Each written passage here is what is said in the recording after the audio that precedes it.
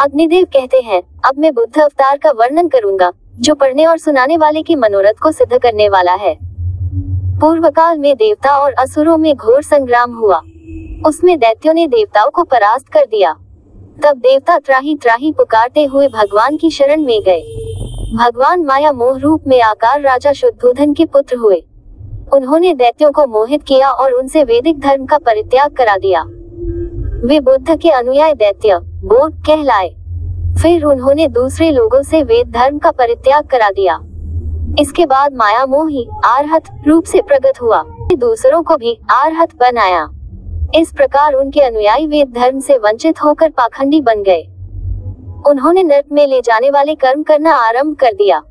वे सब के सब कलियुग के अंत में वर्ण संकर होंगे और नीच पुरुषों से दान लेंगे। इतना ही नहीं, वे लोग डाकू और दुराचारी भी होंगे।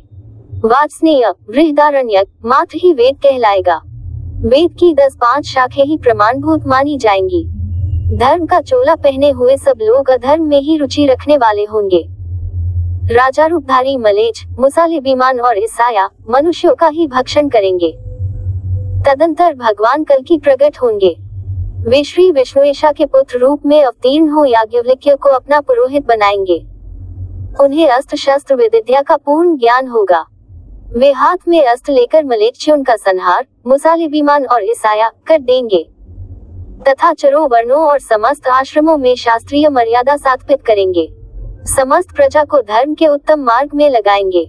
इसके बाद श्री हरि कल्कि तूप का परित्याग करके अपने धाम चले जाएंगे।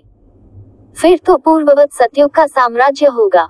साधु श्रेष्ठ सभी वर्ण और आश्रम के लोग अपने अपने धर्म में दृढ़ता पूर्वक लग जाएंगे।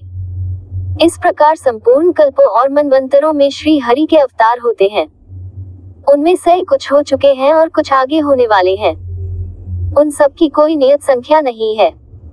जो मनुष्य श्री विष्णु के अंशावतार तथा पूर्ण अवतार सहित 10 अवतारों के चरित्र का पाठ अथवा श्रवण करता है, वह संपूर्ण कामनाओं को प्राप्त कर लेता है तथा निर्मल हृदय होकर परिवार सहित स्वर्ग को जाता है।